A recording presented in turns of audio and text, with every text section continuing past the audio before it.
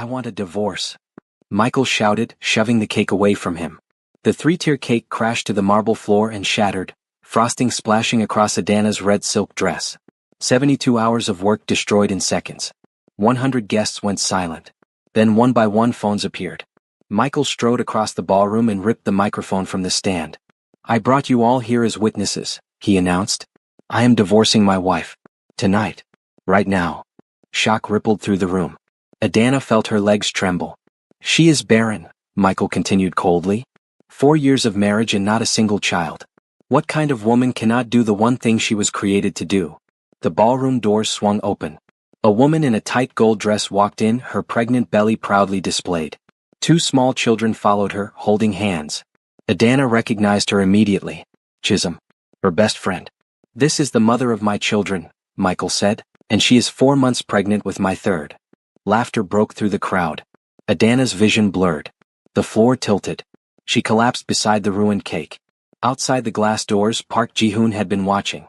While everyone focused on the scandal, he moved through the crowd, knelt beside Adana and lifted her into his arms. He slid one arm under her shoulders and the other under her knees. He lifted her easily and cradled her against his chest as he stood up. Who the hell are you? Michael's voice boomed through the speakers. Ji-hoon turned slowly to face the stage. Michael was staring at him with his arms still wrapped around his pregnant mistress. The entire ballroom had gone silent again. 100 guests watched the stranger in a casual white shirt hold their hostess like she weighed nothing. Put her down, Michael demanded. He jumped down from the stage and started walking toward Ji-hoon. This is none of your business. Ji-hoon stopped walking. He turned his head just enough to look at Michael over his shoulder. She is not your wife anymore, Ji-hoon said quietly. You made that very clear to everyone here. Michael's face went bright red. You do not know who you are dealing with. Yes I do, Ji-hoon said. His voice was still quiet but it cut through every whisper in the room. You are Michael Okonkwo. You own 3 car dealerships and 2 rental properties. You took out your largest loan 8 months ago for $2.3 million from Crown Capital Partners. Michael stopped walking. His expression shifted from anger to confusion. Crown Capital Partners is one of my subsidiaries, Ji-hoon continued calmly. Which means your businesses and your properties and your entire cash flow exist because I allow them to exist. My name is Park Ji-hoon. And if you ever speak to this woman again, I will personally make sure every single loan you have is called in by Monday morning. No one in the ballroom moved. No one spoke. No one even seemed to breathe. 100 guests stood frozen with their phones recording everything. Ji-hoon looked at Michael for 3 more seconds. Just long enough to make absolutely sure the message was received. Then he turned and carried Adana out of the Grand Pearl Hotel ballroom while 100 people watched and did absolutely nothing to help. Before we continue with the story, I would like you to do me a favor, kindly hit that like button and subscribe. Drop a comment telling me where you are watching from, because this story is about to change in ways nobody expects. Ji-hoon carried Adana through the hotel lobby without breaking stride. The concierge looked up from his desk and started to say something but stopped when he saw Ji-hoon's expression. The valet at the front entrance opened the door without being asked. The cool night air hit Ji-hoon's face as he stepped outside. Adana started to stir in his arms. Her eyes opened slowly. For a moment she just stared up at him without seeming to understand where she was or who was holding her. Then reality came crashing back and she sucked in a sharp breath. Put me down, she whispered. Ji-hoon looked down at her. You fainted. I know. Her voice was shaking. Put me down please. He set her on her feet carefully. Kept one hand on her elbow until he was sure she was steady. Adana swayed slightly but she did not fall. She wrapped her arms around herself and stared at the ground. The valet and the concierge were watching through the glass doors but Ji-hoon ignored them. Thank you, Adana said without looking up. Where will you go? Ji-hoon asked. I do not know yet. She was still staring at the ground. But that is not your concern. Your husband said you would be leaving his house tonight. Adana flinched at the word husband. He is not my husband anymore. Exactly, Ji-hoon said. Which means you have nowhere to go. She finally looked up at him. Her eyes were red from crying but her jaw was set. I will figure something out. I own the penthouse suite on the top floor, Ji-hoon said. There are 3 bedrooms. You can use one until you decide what to do next. No. Adana shook her head. I cannot accept that. Why not? Because I do not know you. Her voice was getting stronger even though her hands were still shaking. Because you just threatened my ex-husband's entire business in front of 100 people. Because nothing about this makes sense. Ji-hoon nodded slowly. Fair enough. He pulled out his phone and sent a quick text. 30 seconds later a black car pulled up to the curb. The driver got out and opened the back door without saying a word. This car will take you anywhere you want to go, Ji-hoon said. Adana stared at the open car door. Why are you doing this? Because no one else in that ballroom was going to help you, Ji-hoon said simply. Something in Adana's expression cracked. Her eyes filled with tears again, but she blinked them back hard. I have a sister. She lives 40 minutes from here. Then the driver will take you to your sister. Ji-hoon nodded to the driver. He will wait while you collect anything you need from your ex-husband's house first if you want. I do not want anything from that house, Adana said quietly. Then you go straight to your sister. Adana took a step toward the car and then stopped. She turned back to Ji-hoon and looked at him properly for the first time. Really looked at him.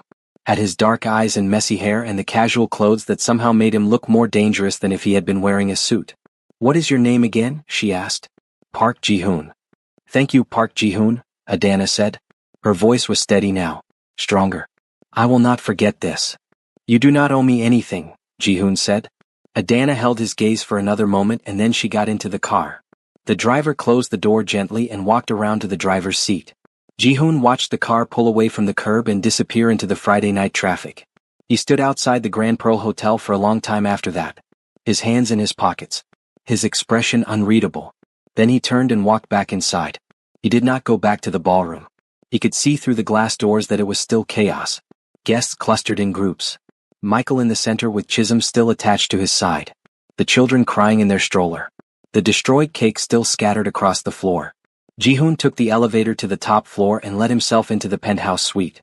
The suite was massive and modern and impersonal. Floor-to-ceiling windows overlooked the city. Leather furniture positioned perfectly for conversation no one ever had. He poured himself another whiskey and stood at the window looking out at the lights. His reflection stared back at him in the glass.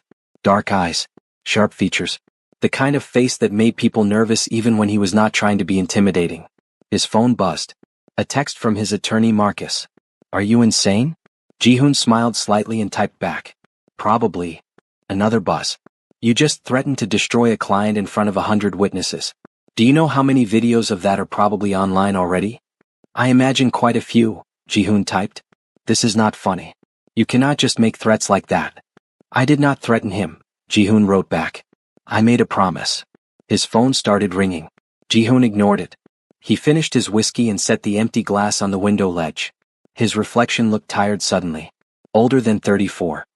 He rubbed his eyes and felt the dull ache starting behind them that had been coming more frequently lately.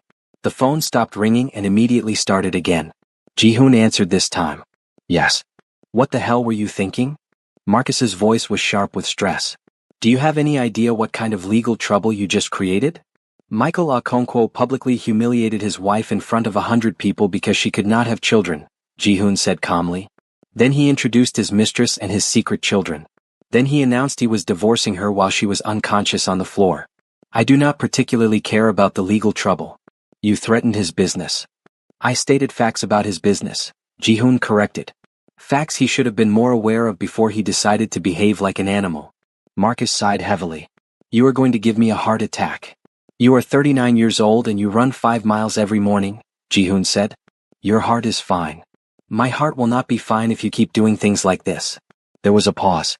Are you okay? You have been different lately. I am fine, Ji-hoon lied. You are a terrible liar. Good night, Marcus, Ji-hoon said and ended the call.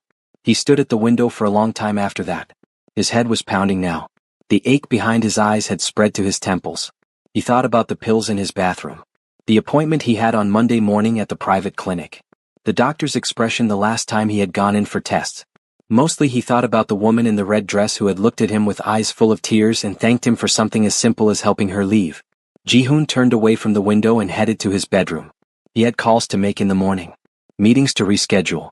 Damage control to handle. His phone buzzed one more time as he was getting ready for bed. A text from an unknown number. This is Adana. Your driver gave me your contact. I am with my sister. Thank you again for what you did tonight.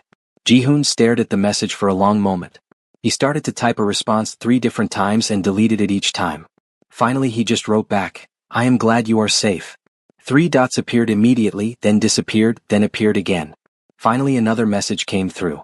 My sister wants to know if you are single. Jihoon laughed out loud. It was the first time he had laughed in weeks and it hurt his chest in a way that had nothing to do with amusement. He typed back, "Tell your sister I am flattered. She said to tell you that you are missing out." "Your sister sounds like someone I would like," Jihoon responded. "She is the best person I know. She is letting me stay here as long as I need." "That is good. You are lucky to have her." There was a pause before the next message came. "Can I ask you something?" "Yes." "Why did you help me tonight?" Jihoon looked at the question for a long time. He thought about all the real answers. That he helped her because he knew what it felt like to be alone in a room full of people. That he helped her because he was tired of watching the world be cruel. That he helped her because he was dying and he wanted to do something good before he ran out of time. Instead he wrote, because it was the right thing to do. 3 dots appeared and disappeared several times. Finally Adana responded. "Thank you for being someone who does the right thing. There are not many people like that anymore. Good night, Park Jihoon." "Good night, Adana." Jihoon set his phone on the nightstand and lay down. He stared at the ceiling for a long time before sleep finally came. When it did, he dreamed of a woman in a red dress and cake scattered across white marble and 100 people who just stood there and watched. He woke up at 6 in the morning with a headache that made him nauseous. The pain was worse than usual. Sharp and insistent and impossible to ignore. Jihoon lay very still for a few minutes waiting to see if it would fade, but it only got stronger. Finally he forced himself to sit up and immediately regretted it. The room spun slightly. This was happening more often. Jihoon stood up carefully and walked to the bathroom. He opened the medicine cabinet and looked at the rows of pill bottles lined up like tiny soldiers. Painkillers. Anti-nausea medication. Supplements that were supposed to help but did not. He took what he was supposed to take and waited for the sharp edge of the headache to dull. 20 minutes later he was in the shower letting hot water pound against his shoulders. The headache was better. Not gone but better. Manageable. Jihoon closed his eyes and tried not to think about the fact that manageable was the best he could hope for these days. His phone was ringing when he got out of the shower. Jihoon wrapped a towel around his waist and checked the screen. "Yeah." His head of security. He answered immediately. "What is wrong?" Jihoon asked. "Nothing is wrong," Yoon replied. "But you need to see the news." "I do not watch the news on Saturday mornings." "You are going to want to watch it today," Yoon said. "Your little scene last night went viral. It is everywhere." Jihoon closed his eyes. "How bad?" "Depends on your perspective," Yoon said. "Some people think you are a hero. Some people think you overstepped. Some people are trying to figure out who you are and why you threatened Michael Okonkwo. His ex-wife Adana is trending on 3 different platforms." "She did not deserve this," Jihoon said quietly. "No one deserves what happened to her," Yoon agreed. "But now everyone knows about it. And everyone knows you carried her out. The video of you lifting her while she was unconscious has 6 million views." Jihoon swore under his breath. "There is more," Yoon continued. "Michael Okonkwo is giving interviews. He is claiming you assaulted him. He is threatening legal action." "Let him threaten," Jihoon said. He touched his loans the second he decided to make a spectacle of himself. "You are serious about calling in his loans?" "Completely serious." Yoon was quiet for a moment. "You are not usually this reactive. What happened?" "I watched a man destroy his wife in front of 100 people who did nothing but take pictures," Jihoon said. "That is what happened. And you decided to be the one who does something." "Someone had to," Jihoon said. "Fair enough," Yoon replied. "Do you need me to handle anything on my end?" "Make sure no one bothers Adana," Jihoon said. "She is staying with her sister but reporters are going to find her eventually. I want a security detail assigned to her. Discreet. She should not even know they are there." "Done," Yoon said. "Anything else?" "Find out everything you can about Michael Okonkwo and his mistress," Jihoon said. "I want to know where his money comes from, where it goes, and what he is hiding." "You think he is hiding something?" "Men like him always are," Jihoon said and ended the call. He got dressed slowly. Black pants. Gray sweater. Comfortable clothes because he was not leaving the hotel today. His headache was still there. A dull throb at the base of his skull. But it was tolerable now. Jihoon made himself eat breakfast even though he was not hungry. The food tasted like cardboard but he finished it anyway. His phone buzzed. Another text from Adana. "I just saw the news. I'm so sorry. I did not mean for you to get dragged into this." Jihoon typed back quickly. "You have nothing to apologize for. Are you okay?" "Physically yes," she wrote. "Emotionally I am not sure yet. My sister keeps trying to feed me and tell me everything happens for a reason. I love her but I do not want to hear that right now. Tell her you need space," Jihoon responded. "I tried. She ignored me. There was a pause. Thank you again for last night. I keep replaying it in my head. The cake. Michael's face. Chisholm walking in with those children. I cannot believe it was real. Jihoon's chest tightened. He could hear the pain in her words even through text. It was real, he typed carefully. But it is over now. You are safe. Am I though? Everyone saw what happened. My phone has been ringing non-stop. People I have not talked to in years are calling. Some of them are concerned. Some of them just want gossip. I do not know how to deal with any of this. Turn off your phone, Jihoon wrote. Take a few days. Let your sister take care of you. The noise will die down eventually. Will it though? The videos are everywhere. People are making memes. I saw someone on Twitter calling me the barren bride. Someone else made a TikTok reenacting the whole thing. Jihoon felt anger flash through him. Hot and sharp. People are cruel. Yes, they are, Adana agreed. But you were not. You were kind when you did not have to be. Why? Because someone needed to be, Jihoon typed. There was a long pause before her next message. My sister says I should stop bothering you. That you are probably busy and I should let you get on with your life. But I wanted to say thank you one more time. What you did mattered. It mattered to me. You are not bothering me, Jihoon responded. And you can text me whenever you want. Really? Really? Thank you, Park Jihoon. You are a good person. Jihoon stared at those words for a long time. A good person. If only she knew. If only she knew that he was dying. That he had maybe 6 months left. That every act of kindness was tinged with desperation because time was running out. But she did not know. And he was not going to tell her. Not yet. Maybe not ever. The weekend passed slowly. Jihoon spent most of Saturday sleeping because the headache would not go away and rest was the only thing that helped. He woke up Sunday morning feeling slightly better and forced himself to go through his emails. Marcus had called 4 more times. Jihoon called him back. Finally, Marcus said when he answered. I was starting to think you had died. Not yet, Jihoon said before he could stop himself. What? Nothing, Jihoon said quickly. What do you need? I need you to explain to me what your plan is here, Marcus said. Because Michael Okonkwo's attorneys have already reached out threatening to sue you for defamation, harassment, and interference with his business relationships. Let them sue, Jihoon said. That is not a strategy. It is the only strategy one have, Jihoon replied. I'm not backing down. His loans get called in tomorrow morning. Marcus sighed heavily. You are going to bankrupt him. He should have thought about that before he publicly humiliated someone who could not fight back. This is not like you, Marcus said. You are usually more calculated, more strategic. You do not usually let emotion drive business decisions. Maybe I am changing, Jihoon said. Or maybe something is wrong, Marcus replied quietly. Talk to me. What is really going on? Nothing is going on, Jihoon lied. Marcus was quiet for a long moment. Fine. I will handle the legal threats. But you need to be prepared for this to get messy. I am always prepared for messy, Jihoon said and ended the call. Sunday afternoon, Adana texted him again. My sister is making me go to church with her. She thinks prayer will help. I think she just does not want to leave me alone. Your sister sounds wise, Jihoon typed back. My sister sounds pushy. But I love her anyway. That is how the best siblings are. Do you have siblings? Adana asked. Jihoon stared at the question. No. I was an only child. That must have been lonely. Sometimes. But I had good parents. Had. They passed away when I was in my 20s. Car accident. I'm so sorry. I should not have asked. It is okay. It was a long time ago. There was a pause before Adana's next message. I have to go now. Church is starting. Thank you for talking to me.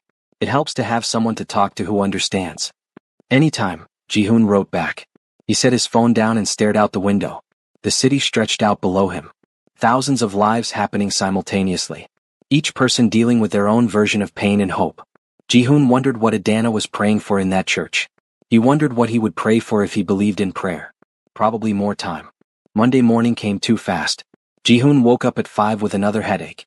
He took his pills and waited for them to work. By 6 he was in the shower. By 7 he was dressed in a dark suit and ready to handle whatever the week threw at him. His attorney had sent him a schedule for the day. Morning meeting with Crown Capital to finalize the loan recall. Afternoon meeting with his security team. Evening meeting with his doctor. That last one made Jihoon's stomach tighten. The meeting with Crown Capital went exactly as expected. The board was not happy about the loan recall but they trusted Jihoon's judgment. Michael Okonkwo would receive notice by noon. He would have 30 days to repay $2.3 million or lose everything. Yoon called him right after the meeting ended. Michael is panicking, Yoon said without preamble. He has been calling everyone he knows trying to find someone who can talk you out of this. No one can talk me out of this, Ji-hoon said. I figured. But he is getting desperate. Desperate men do stupid things. What kind of stupid things?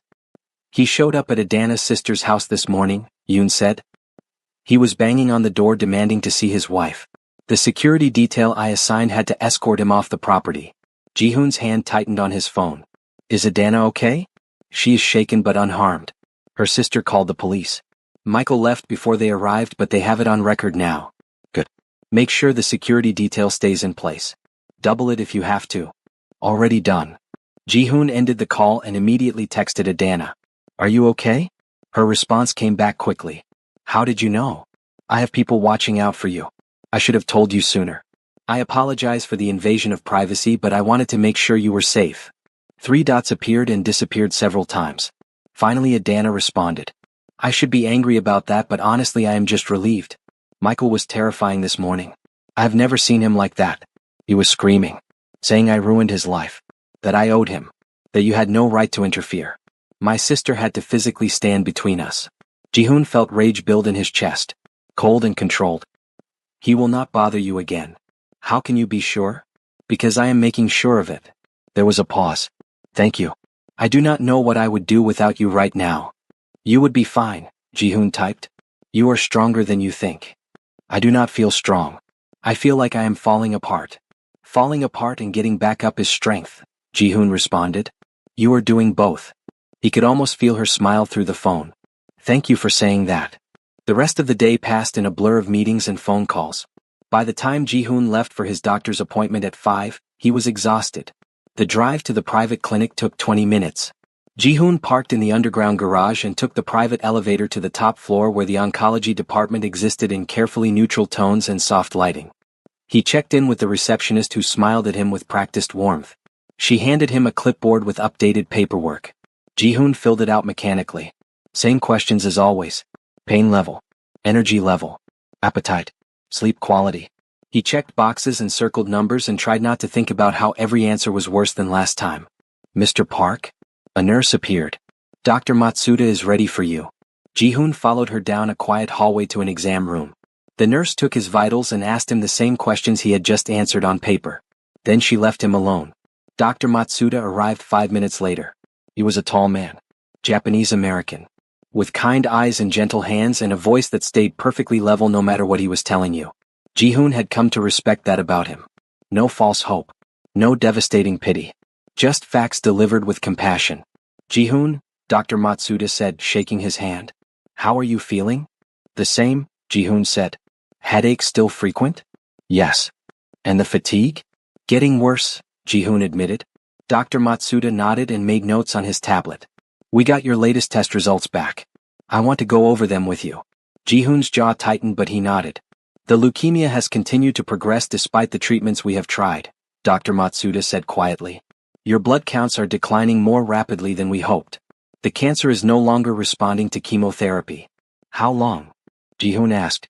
Dr. Matsuda met his eyes. 6 months. Maybe less. I am sorry. The words hung in the air between them. 6 months. Maybe less. Ji-hoon had known it was coming, but hearing it said out loud made it real. Is there anything else we can try? Ji-hoon asked even though he already knew the answer. We can continue supportive care to manage symptoms. Pain management. Blood transfusions if needed. But in terms of treatment options, we have exhausted what is available for your specific type of leukemia. So I just wait to die, Ji-hoon said flatly. You live the time you have left as fully as you can, Dr. Matsuda corrected gently. You make choices about what matters to you. You spend time with people you care about. You do things you have always wanted to do. Ji-hoon nodded slowly. 6 months. Approximately. It could be longer. It could be shorter. Every patient is different. But probably not much longer. Probably not, Dr. Matsuda agreed. They sat in silence for a moment. Ji-hoon could hear voices in the hallway outside. Another patient arriving. A phone ringing. Normal sounds in a place where people came to hear that their normal was ending. Do you have people to support you through this? Dr. Matsuda asked quietly. I have my attorney and my head of security. What about family? Friends? Someone close? No family. My friends are mostly business associates. Dr. Matsuda frowned slightly. I strongly encourage you to consider building a support system. The coming months are going to be difficult. You should not go through them alone. I have been alone most of my life, Ji-hoon said. I will manage.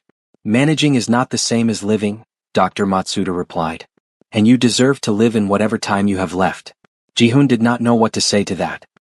He left the office 20 minutes later with updated prescriptions and information packets about end-of-life care that he shoved into his jacket pocket without looking at. The drive back to the hotel felt longer than usual. Ji-hoon's hands were steady on the wheel but his mind was racing. 6 months. Maybe less. When he got back to his penthouse suite he poured himself a drink and stood at the window watching the sun set. The sky turned orange and pink and purple. Beautiful in a way that made his chest hurt. His phone buzzed. A text from Adana. My sister is insisting I go out to dinner with her tonight. She says I cannot hide forever. I told her I am not hiding, I am recovering. She says they are the same thing. Is she right? Ji-hoon smiled despite himself. Your sister is trying to take care of you. Let her. What if I run into people I know? What if they have seen the videos? Then you hold your head high and remember you did nothing wrong, Ji-hoon typed. That is easier said than done. Most things are. But you are stronger than you think you are. How do you know? Adana asked. Because you are still standing. After everything that happened you are still here. Still fighting. That takes strength most people do not have. There was a very long pause. I needed to hear that. Thank you. Go to dinner with your sister. Eat good food. Start taking your life back. What are you doing tonight? Adana asked. Ji-hoon looked at the time. 6:30. He had no plans except sitting in this empty penthouse and thinking about dying. Nothing important, he typed. Would you want to have dinner with us? My sister would love to meet you properly. And honestly I would feel better if you were there. Ji-hoon stared at the message. You should say no. Should maintain distance. Should not get more involved when he was dying. But he was so tired of being alone. I would like that, he typed. Where and when? 7:30? There is a small Italian place near my sister's house. I will send you the address. I will be there. Ji-hoon set his phone down and went to change. He put on dark jeans and a navy sweater. Looked at himself in the mirror and saw someone who looked tired but not quite as hollow as usual. He drove to the address Adana sent. A small restaurant tucked into a quiet neighborhood. Warm lights glowed through the windows. Ji-hoon could see Adana and her sister already seated at a table inside. When he walked in, Adana's face lit up. She stood and walked over to meet him. You came, she said. I said I would, Ji-hoon replied. She was wearing jeans and a simple cream sweater. Her hair was down around her shoulders. She looked different than she had in her red dress. Softer. More like herself. This is my sister Kayamika, Adana said, gesturing to the woman who had stood up from the table. Kayamika was taller than Adana. Rounder. With the same dark skin and warm eyes. When she smiled it lit up the entire space around her. Park Ji-hoon, Kayamika said, walking over with her hand extended. The man who saved my sister. I have been wanting to meet you properly. Ji-hoon shook her hand. It is nice to meet you. Come sit, Kayamika said. I already ordered wine. I hope you drink wine. I do, Ji-hoon said. They sat at the small table. Kayamika poured wine for all three of them. She raised her glass. To new beginnings, Kayamika said. And to men who do the right thing even when it costs them. They clinked glasses and drank. The wine was good. Better than Ji-hoon expected from a small neighborhood restaurant. So, Kayamika said, setting down her glass. Adana tells me you own half the city. I do import and export mostly, Ji-hoon said. Mostly, Kayamika repeated with a knowing smile. Adana also tells me you threatened to bankrupt her ex-husband. I gave him information about his financial situation, Ji-hoon said carefully. And then you called in his loans this morning, Kayamika continued. Do not look so surprised. I have connections. I know things. Ji-hoon glanced at Adana. She was smiling into her wine glass. I warned you my sister would interrogate you, Adana said. I do not interrogate, Kayamika protested. I gather information. There is a difference. Not much of one, Adana said fondly. They ordered food. Kayamika insisted they try everything. Pasta and risotto and chicken and vegetables. The food kept coming and Ji-hoon found himself eating more than he had in days. You are too thin, Kayamika observed. When was the last time you had a good home-cooked meal? It has been a while, Ji-hoon admitted. That is what I thought, Kayamika said. She stood up and started loading more food onto his plate despite his protests. You need feeding. Kayamika, Adana said with gentle exasperation. You cannot force-feed our guest. I'm not forcing. I am encouraging. Kayamika sat back down and looked at Jihoon seriously. You helped my sister when no one else would. That makes you family. And family gets fed. Something in Jihoon's chest tightened. Thank you. They talked for hours. Kayamika asked questions about his business. About his life. About how he had come to be at the hotel that night. Jihoon answered carefully, giving just enough information to be polite without revealing anything too personal. Adana mostly listened. She watched him with an expression he could not quite read. Thoughtful. Curious. Grateful. Can I ask you something? Kayamika said as they were finishing dessert. Of course, Jihoon said. Why did you really help Adana? I know you said it was the right thing to do. But there is more to it than that. I can tell. Jihoon looked at Kayamika. Then at Adana. They were both watching him closely. I helped her because I know what it feels like to be alone in a room full of people, Jihoon said quietly. I know what it feels like to need help and have no one offer it. I did not want her to feel that way. Kayamika's expression softened. You are a good man, Park Jihoon. I try to be, Jihoon said. After dinner, Jihoon walked them to their car. Kayamika hugged him goodbye. A real hug. Warm and genuine. Thank you for coming tonight, she said. You are welcome anytime. I mean that. Thank you for having me, Jihoon replied. Kayamika got in the car. Adana lingered for a moment. Thank you for coming, she said softly. I know you probably had better things to do. There was nothing better than this, Jihoon said honestly. Adana smiled. Can I see you again? Soon. Yes, Jihoon said. Whenever you want. Tomorrow? Adana asked. There is a cafe I like. We could have coffee. Coffee sounds perfect. They stood there for a moment longer. Close enough that Jihoon could smell her perfume. Something light and floral. Good night, Park Jihoon, Adana said. Good night, Adana. Jihoon watched her get in the car. Watched them drive away. Then he stood in the parking lot for a long time looking up at the stars and thinking about how strange it was that the worst night of Adana's life had led to this. To coffee tomorrow. To a connection he had not expected. To feeling less alone than he had in months. He drove back to the hotel and went to bed thinking about 6 months and whether that was enough time to matter. He decided it had to be. Because it was all the time he had left. The next afternoon, Jihoon met Adana at the cafe she had mentioned. It was tucked away on a quiet street. The kind of place locals knew about but tourists never found. Small tables. Mismatched chairs. Art on the walls from local artists. The smell of fresh coffee and baked goods. Adana was already there when he arrived. She sat at a table in the back corner. 2 cups of coffee already on the table. I ordered for you, she said when he sat down. Americano. I hope that is okay. It is perfect, Jihoon said. How did you know? Lucky guess, Adana said with a small smile. They sat in comfortable silence for a moment.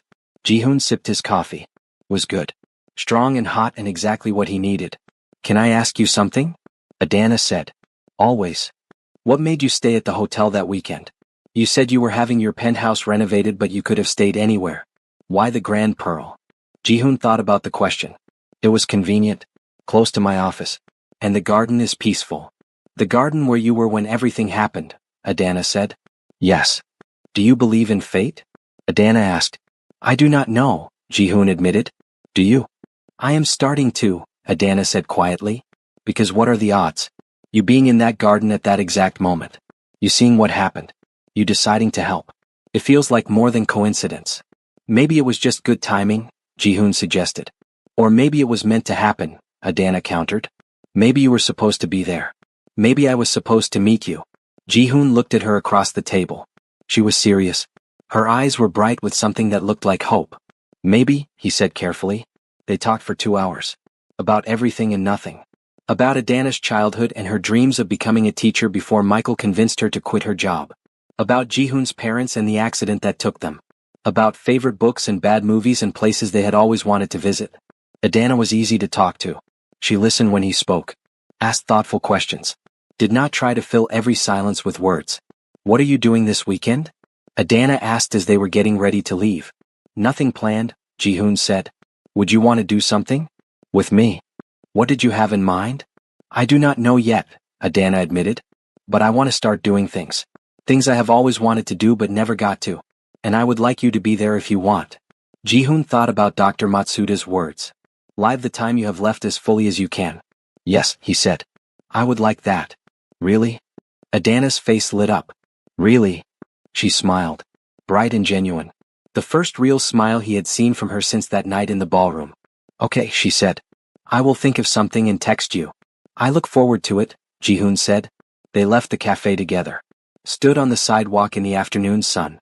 Adana's car was parked one direction. Ji-hoon's was the other. Neither of them moved to leave.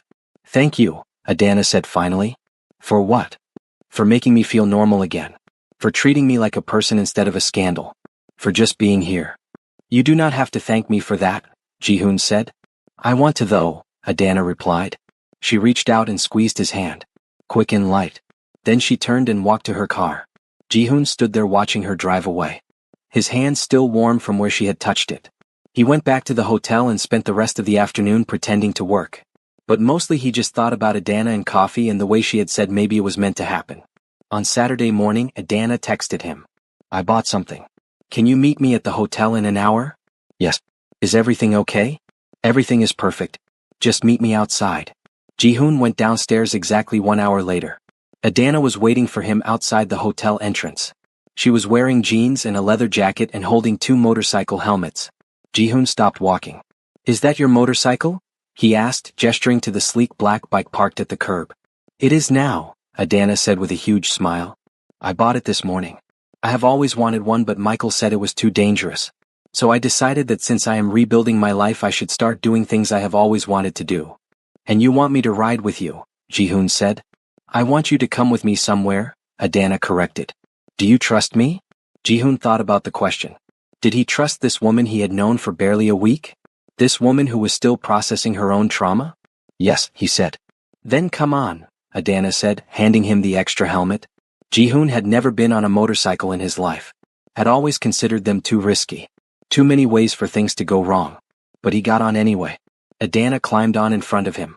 Ji-hoon wrapped his arms around her waist. She started the engine and the motorcycle roared to life beneath them. Then she pulled out into traffic and Ji-hoon held on tight as the city blurred past. They rode for 30 minutes before Adana pulled off the highway onto a dirt road that wound up into the hills outside the city. The road got rougher. The trees got thicker. Ji-hoon had no idea where they were going but he did not ask. Finally Adana pulled off the road into a small clearing. She killed the engine and the sudden silence was almost overwhelming. Ji-hoon got off the bike and pulled off his helmet. His hair was a mess and his heart was pounding and he felt more alive than he had in months. What is this place? He asked. My secret spot, Adana said, pulling off her own helmet. I found it years ago when I needed to get away from everything. No one else knows about it. She led him through the trees to the edge of a cliff that overlooked the entire city.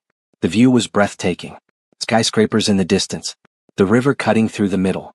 Lights starting to come on as evening approached. This is incredible, Ji-hoon said. I thought you might like it, Adana replied. She sat down on a flat rock near the edge. Sit with me. Ji-hoon sat. Their shoulders were almost touching. The wind was cooler up here. Cleaner. I come here when I need to think, Adana said quietly. When I need to remember that the world is bigger than whatever problem I am dealing with. How often do you come here? Ji-hoon asked. More often than I should probably admit. Especially these past few years. When things with Michael were getting bad I would come here and just sit and try to figure out what to do. Did it help? Sometimes. Sometimes I would come here and realize I needed to leave him. And then I would go home and he would smile at me and I would convince myself I was being dramatic. That things were not that bad. That I should try harder. You did try, Ji-hoon said firmly. You tried for 4 years. I did, Adana agreed. And it was never enough. Because the problem was not that I was not trying hard enough. The problem was that he wanted to blame me for something I could not control. They sat in silence for a while. The sun was almost gone now. The city lights were brighter. Adana shivered slightly. Ji-hoon shrugged out of his jacket without thinking and draped it over her shoulders. Thank you, she said softly, pulling the jacket tighter around herself. You are welcome. Adana turned to look at him. Can I tell you something? Always. I'm scared. I'm scared that I wasted my entire life. That I gave everything to someone who did not deserve it and now I have nothing left.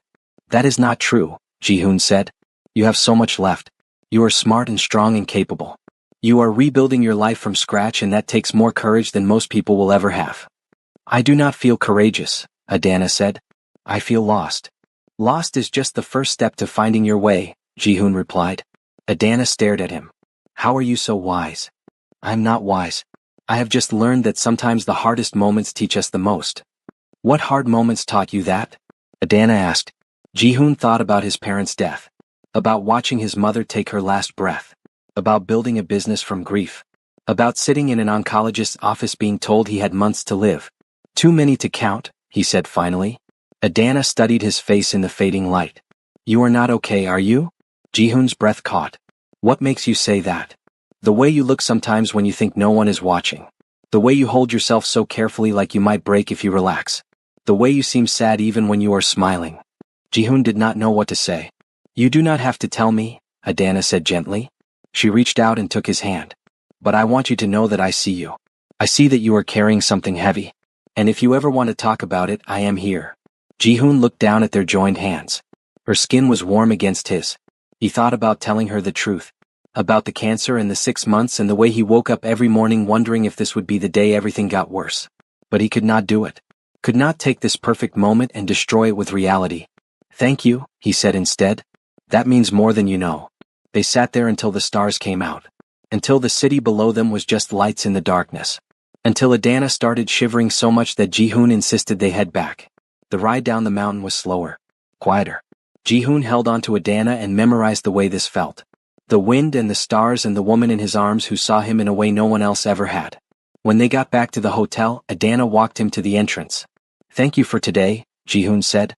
Thank you for trusting me enough to come. Can I see you tomorrow? Jihoon asked. Adana smiled.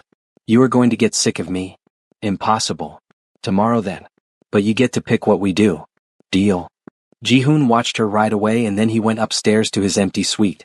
He took his medications and went through his emails and tried to ignore the fact that his headache was back and worse than it had been in days. He went to bed thinking about Adana's hand in his and the way she had said she saw him.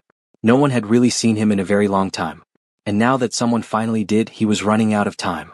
Over the next 2 weeks, Jihoon and Adana saw each other almost every day. Sometimes for coffee at their cafe. Sometimes for walks through the park. Once for lunch at a small Thai restaurant where the food was so spicy Adana's eyes watered and Jihoon laughed harder than he had in months. They did not talk about Michael. Did not talk about the videos that were still circulating online. Did not talk about anything heavy. They just existed in this bubble where they could be two people getting to know each other. It was the best 2 weeks Jihoon had in a year. But reality kept creeping in. Jihoon had another appointment with Dr. Matsuda. More blood drawn. More tests run. More confirmation that he was dying right on schedule. Your counts are dropping faster, Dr. Matsuda said gently. You are going to need another transfusion soon. How soon? This week. Maybe sooner. Jihoon nodded. Fine. How are you feeling otherwise? Fatigue. Both. But manageable. Dr. Matsuda looked at him seriously. Are you taking care of yourself? As well as I can. That is not an answer. It is the only answer I have, Jihoon said. He left the office feeling worse than when he arrived. Drove back to the hotel in a daze. His phone buzzed as he was parking. Adana. Want to grab dinner tonight? My sister is cooking. Jihoon stared at the message. You should say no. Should go home and rest. Should not keep building this connection when he knew how it would end. Instead he typed, I would love to. What time? 7. I will pick you up on the bike. Jihoon smiled despite everything. Dinner at Kayamika's house became a regular thing. Every few days Adana would text him. Kayamika would cook enough food to feed an army. They would sit around the small kitchen table and talk and laugh and Jihoon would feel like he was part of something real. You look tired, Kayamika observed one night. Are you sleeping okay? Well enough, Jihoon lied. You work too much, Kayamika declared. You need to learn to relax. Maybe Adana can teach me, Jihoon said. Adana laughed. I do not know how to relax either. We would be terrible teachers for each other. Then you can learn together, Kayamika said. That is even better. After dinner, Adana walked Jihoon to his car. Thank you for coming, she said. I know my sister can be a lot. She is wonderful, Jihoon said honestly. You are lucky to have her. I know, Adana agreed. She looked up at him. Can I ask you something? Of course. Are you happy? The question caught Jihoon off guard. What? Are you happy? Adana repeated. Right now. In this moment. Are you happy? Jihoon thought about it. About the headache that never quite went away. About the pills he took every morning. About the 6 months that was slowly becoming 5 months. But also about coffee dates and motorcycle rides and dinners with Kayamika. About the way Adana smiled at him. About feeling less alone. Yes, he said quietly. I am happy. Adana smiled. Good. You deserve to be happy. She stood on her toes and kissed his cheek. Quick and light. Then she turned and walked back to the house before he could respond. Jihoon stood there for a long moment, his hand going to his cheek where she had kissed him. Then he got in his car and drove back to the hotel with warmth spreading through his chest that had nothing to do with the medication. On a Saturday in early March, Adana showed up at the hotel with a list. I made it, she announced, waving her phone at him. The bucket list we talked about. Jihoon smiled. Can I see? She pulled up her notes app and showed him. Learn to ride a motorcycle, done? Visit the botanical gardens, take a painting class, go camping under the stars, see the ocean at sunrise, go to a concert and dance, take a road trip with no destination, learn to cook something fancy, volunteer at an animal shelter, learn a new language. Jihoon read through the list carefully. This is a good list. You think so? I know so. And I want to help you do all of it. Really? Really? Adana's eyes went bright. When do we start? Today, Jihoon said. What is next on your list? Botanical gardens. Then let me change clothes and we will go. They spent the afternoon wandering through gardens filled with roses and koi ponds and tropical plants. Adana was fascinated by everything. She took pictures and asked questions and laughed at the peacocks that wandered freely. Jihoon mostly just watched her. Memorized the way she moved. The way she tilted her head when she was thinking. The way she bit her bottom lip when she was concentrating. What? Adana asked, catching him staring. Nothing. You are just very present. It is refreshing. Present? Fully here. In this moment. Not thinking about yesterday or worrying about tomorrow. My therapist says I need to learn to be in my body instead of in my head, Adana said. They found a bench near a fountain and sat down. The sound of water was soothing. How is therapy going? Jihoon asked. Good. Hard but good. She is helping me process everything. The humiliation. The betrayal. The grief. Grief? For the life I thought I had. For the person I thought Michael was. For the 4 years I gave to something that was built on lies. That is a lot to grieve, Jihoon said quietly. It is. But she also says I need to celebrate. That I got out. That I am free. That I have a chance to build something real now. She sounds like a good therapist. She is. She also says I am doing remarkably well considering everything. You are, Jihoon agreed. You are stronger than you give yourself credit for. Adana looked at him. You keep saying that. Because it is true. She was quiet for a moment. Then she said, can we do more things? From the list? I want to do them all. With you. We will, Jihoon promised.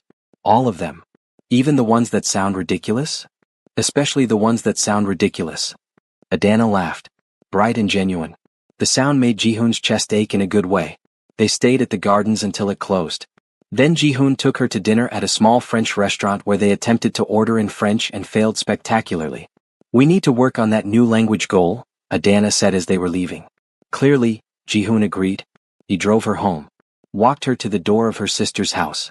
They stood on the porch under the yellow light. Thank you for today, Adana said. Thank you for letting me be part of it. Park Jihoon, Adana said softly. I am very glad you were in that garden that night. So am I, Jihoon said honestly. He drove back to the hotel and went straight to bed even though it was only 9. He was exhausted. The good kind of exhausted that came from actually living instead of just existing.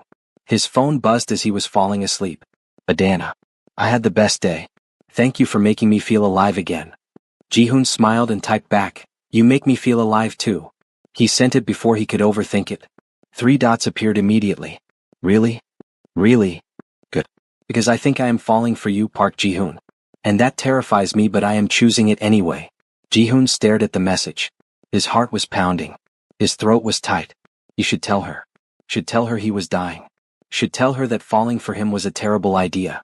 Instead he typed, I am falling for you too. And I am choosing it.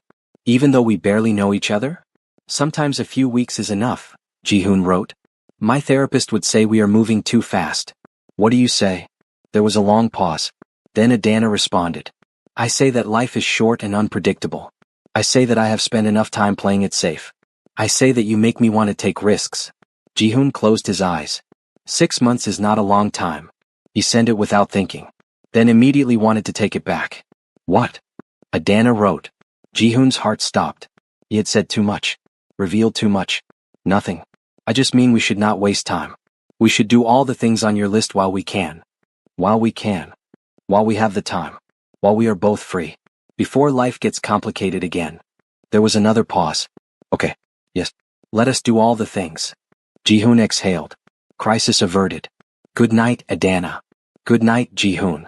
He set his phone down and stared at the ceiling. He had almost told her. Almost ruined everything. He could not do that again. Could not let the truth slip out until he was ready. If he was ever ready. The next few weeks were a blur of bucket list activities. A painting class where they created terrible abstract art that Adana insisted on keeping. A volunteer shift at the animal shelter where Adana fell in love with every dog. A cooking class where they learned to make French pastries that actually turned out well. Jihoon had good days and bad days. Days where he felt almost normal. Days where he could barely get out of bed. But he never canceled on Adana. Never let her see how bad it was. He just took his pills and drank his coffee and showed up. Because being with her was worth the exhaustion. On Valentine's Day, exactly 3 months after the anniversary party, Jihoon picked Adana up at 6 in the morning. Where are we going? She asked sleepily as she got in the car. You will see, Jihoon said. He drove 4 hours to the coast. Adana fell asleep somewhere around hour 2. Jihoon let her sleep. She looked peaceful. Younger. Like the weight she carried had lifted for a moment. They arrived just as the sun was starting to rise. Jihoon parked and gently woke Adana. We are here. She opened her eyes and looked around. The ocean? You said you wanted to see the ocean at sunrise. Adana's face lit up. She got out of the car and ran down to the beach. Jihoon followed more slowly.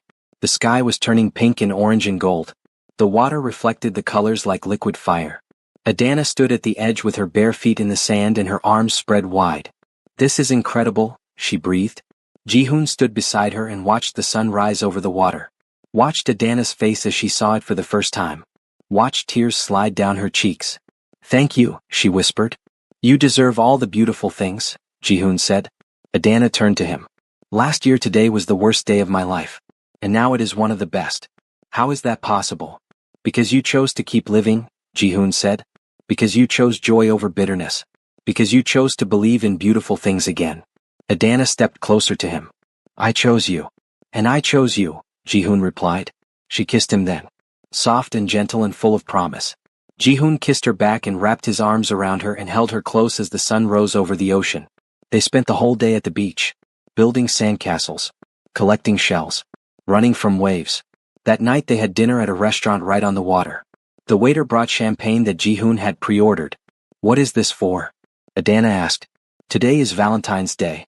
Last year you spent it being humiliated. This year you get to celebrate yourself. And us.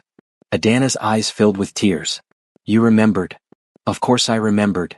They toasted to new beginnings and second chances. The champagne was perfect. The food was incredible. After dinner they walked on the beach under the stars. Can I tell you something? Adana asked. Always. I am in love with you, she said. I know it is fast. I know we have only known each other 3 months. But I am completely in love with you. Jihoon's heart stopped and started again. I am in love with you too. Really? Really?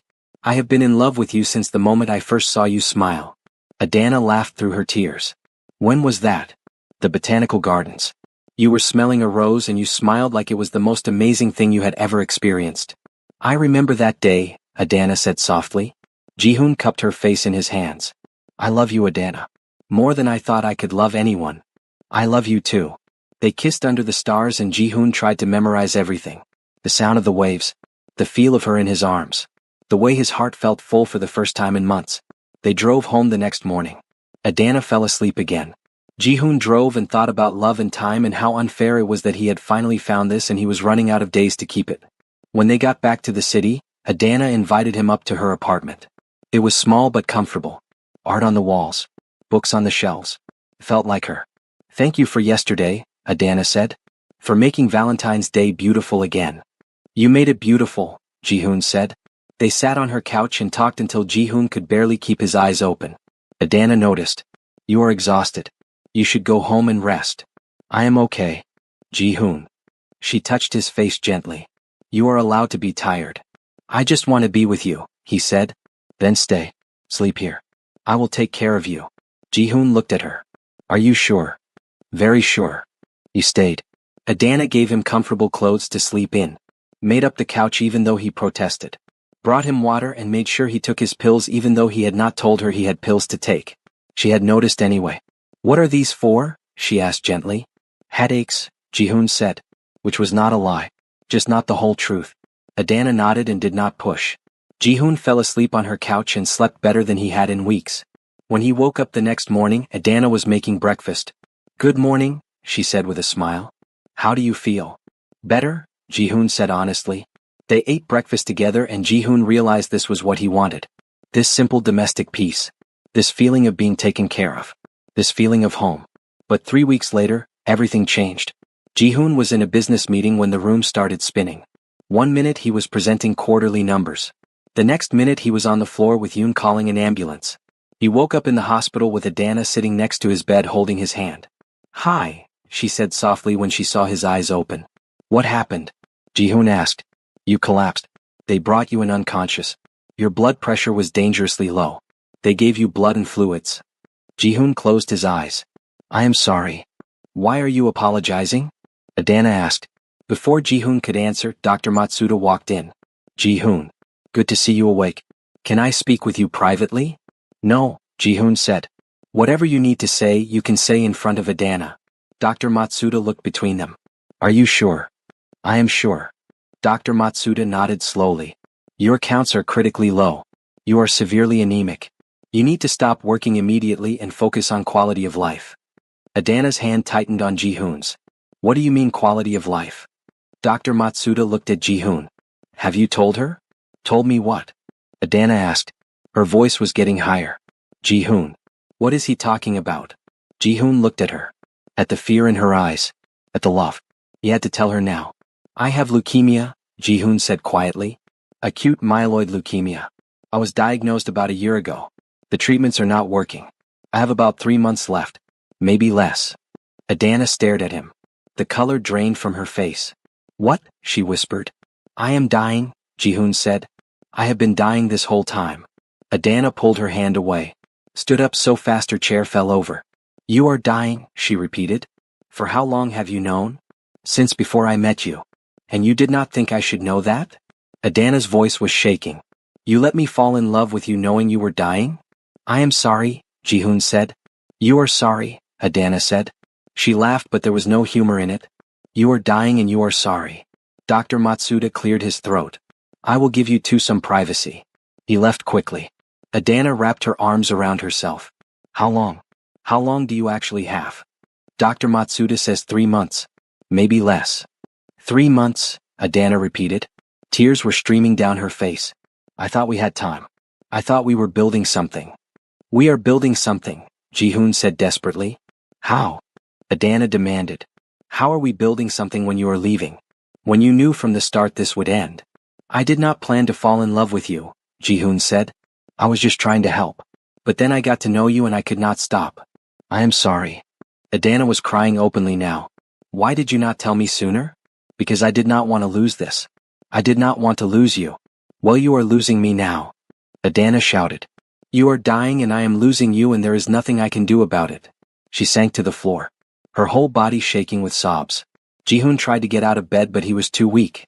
Too many wires. Too much equipment. Adana. Please. Do not, she said. Do not try to make this okay. It is not okay. Nothing about this is okay. They sat in silence. Adana crying on the floor. Jihoon in the bed with his heart breaking. Finally Adana stood up. Wiped her face. Looked at him with red eyes. I need time, she said. I need to think about this. Okay, Jihoon said quietly. I love you, Adana said. But I do not know if that is enough. She turned and walked out. Jihoon lay in the hospital bed and stared at the ceiling and wondered if he had just lost the best thing that had ever happened to him. 3 days passed. Jihoon stayed in the hospital. They gave him transfusions. Monitored him. Dr. Matsuda came in every day to check on him. Have you heard from Adana? Dr. Matsuda asked gently. No, Jihoon said. Give her time. This is a lot to process. I know. Do you want me to talk to her? No. She needs to make this decision on her own. On the 4th day Adana showed up. She walked into his hospital room looking exhausted. Like she had not slept in days. She pulled a chair up to his bed and sat down. I have been thinking, she said without preamble. Okay, Jihoon said carefully. And I talked to my therapist. A lot. Emergency sessions. She made me work through all of it. What did she say? She said I get to choose what I can handle. That there is no right or wrong answer. That I need to trust myself and do what feels right even if it is hard. And what feels right? Jihoon asked. Adana looked at him. Really looked at him. I realized something. I have spent my entire life making choices based on what other people wanted. I married Michael because he was persistent. I stayed because I thought I should. I gave up everything because that is what he wanted. And now I want to make choices based on what I want, Adana said firmly. Not on what is safe or easy or what other people think I should do. What do you want? Jihoon asked quietly. Adana met his eyes. I want to spend whatever time you have left loving you. I want to finish the bucket list. I want to experience every moment we have. Because here's the thing, Jihoon. You might have 3 months, but I could walk out of here and get hit by a car tomorrow. None of us know how much time we have. The only difference is you have a timeline. Jihoon's throat was tight. Are you sure? I am terrified, Adana admitted. But yes, I'm sure. I choose you. I choose us. I choose to live and love even knowing how this ends. Jihoon reached for her hand. I do not deserve you. Probably not, Adana said with a watery smile. But you are stuck with me anyway. She leaned forward and kissed him. Soft and gentle and full of promises they both knew might not be kept. I love you, Jihoon said. I love you too, Adana replied. So much it scares me. Me too. When Jihoon was discharged 2 days later, Adana insisted he come stay at her apartment. You need someone to take care of you. And I am volunteering. You do not have to do that. I know I do not have to. I want to. So Jihoon moved into Adana's small apartment. He slept in her bed and she slept beside him. She cooked meals he could barely eat, brought him water and pills, sat with him during the bad hours. Kayamika visited often. She brought food and laughter and treated Jihoon like family. You are good for my sister, Kayamika told him one afternoon. I have never seen her this strong. She is good for me too, Jihoon said. I know. I can see it. She was quiet for a moment. Then she said, it is going to kill her when you die. You know that, right? I know, Jihoon said quietly. But I think she will survive it, Kayamika continued. Because you are showing her how to be brave. How to choose joy even when everything is terrible. I hope you are right. I am always right, Kayamika declared. They laughed. Jihoon got weaker.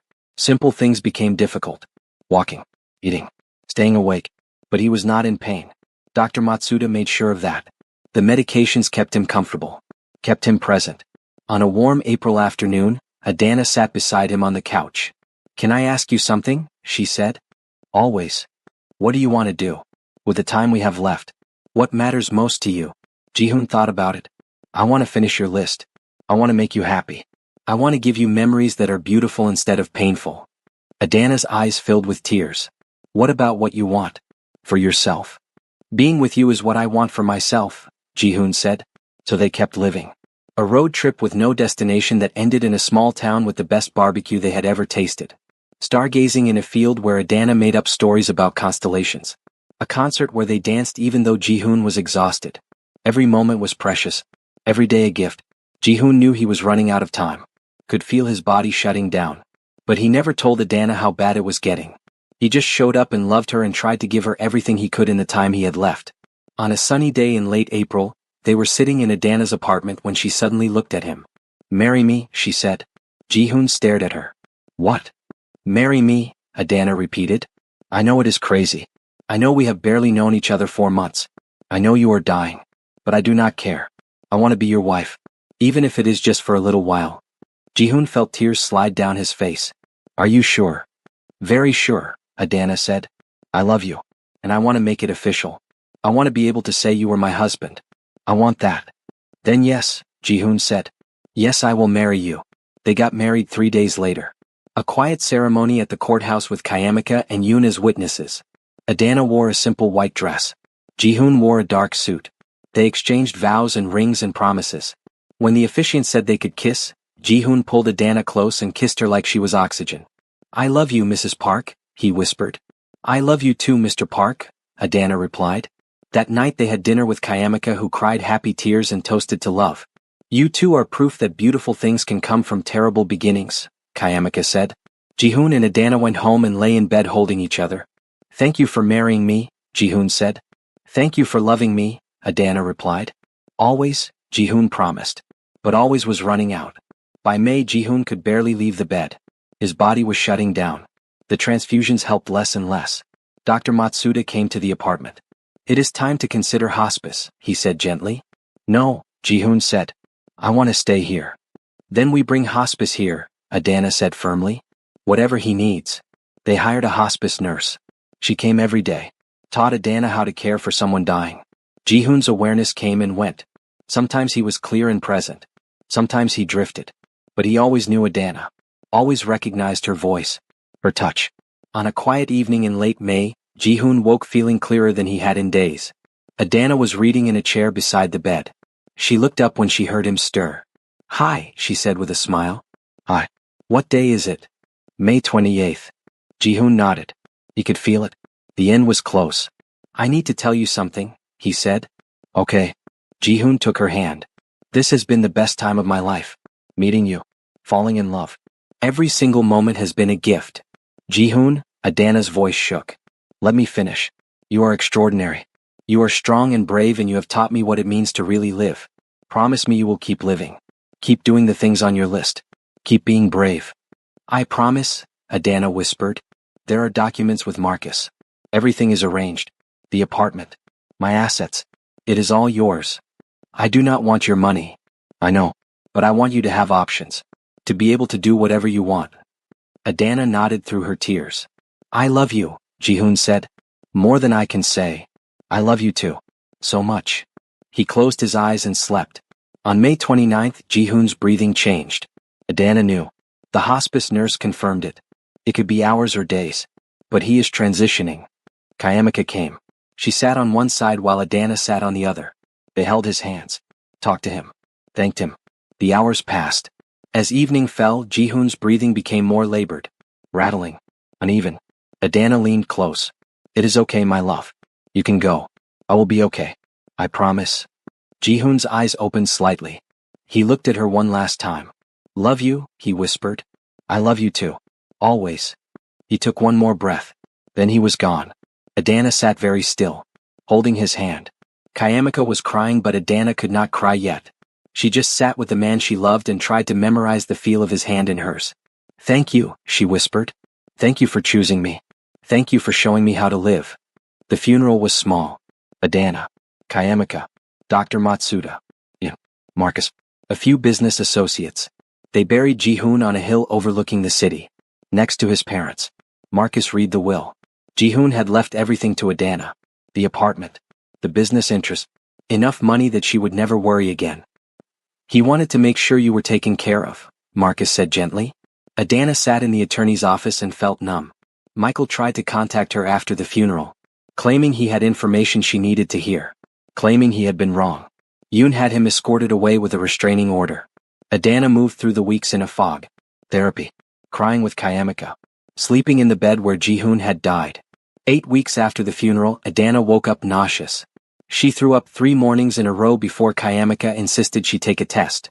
Adana sat on the bathroom floor staring at 2 pink lines. Pregnant. She started crying. Deep sobs that shook her whole body. He is gone, she said to Kayamika. He is gone and I am pregnant and he will never know. But you know, Kayamika said gently. And this baby is a gift. A piece of him that gets to stay. Adana went to the doctor and confirmed it. 10 weeks pregnant. Conceived in late March when Jihoon had still been relatively healthy. She placed her hand on her stomach. Hi baby, she whispered. Your father was the best man I ever knew. And I am going to make sure you know exactly who he was. The pregnancy was hard. Physically and emotionally. But Adana was determined. She read every book. Set up a nursery. Talked to the baby every day about Jihoon. Your father loved gardens, she would say. He loved the ocean. He loved helping people. He loved me even though he knew it would hurt. On a cool February morning, exactly 9 months after Jihoon died, Adana gave birth to a son.